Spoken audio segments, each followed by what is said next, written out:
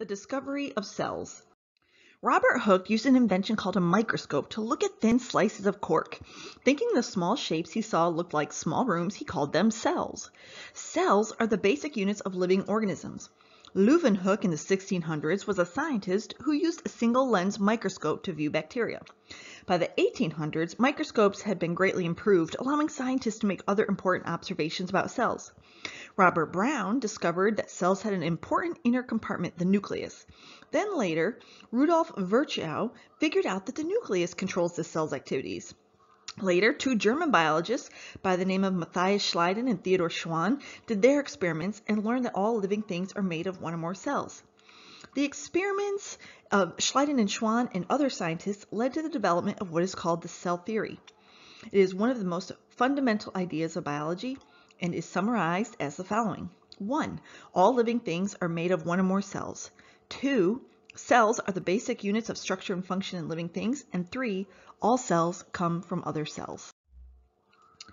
Around the 1940s, microscopes were improved to a point where scientists were able to magnify an object up to 500,000 times using a beam of electrons instead of a beam of light, with what is known as an electron microscope. Scanning electron microscopes, or SEMs, allow scientists to see cells' three-dimensional shape at resolutions 1,000 times more detailed than light microscopy.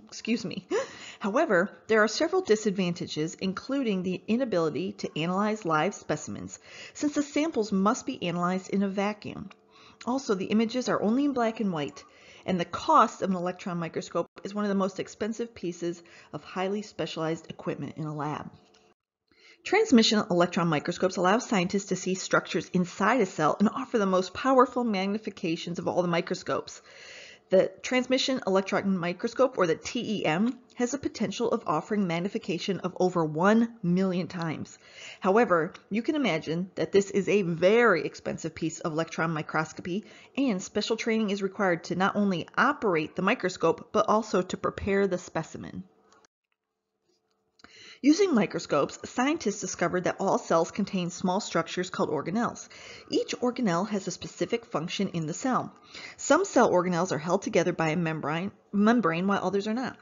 Scientists group cells into two categories, those that have membrane organelles and those that do not. Cells that do not contain membrane-bound organelles are called prokaryotes. Unicellular organisms, such as bacteria, are prokaryotes. Prokaryotes do not have a nucleus. They only have basic strands of DNA. Now, cells that have membrane organelles or membrane-bound organelles are eukaryotes. Most cells you think of are eukaryotic, such as protists, fungi, plants, and animals.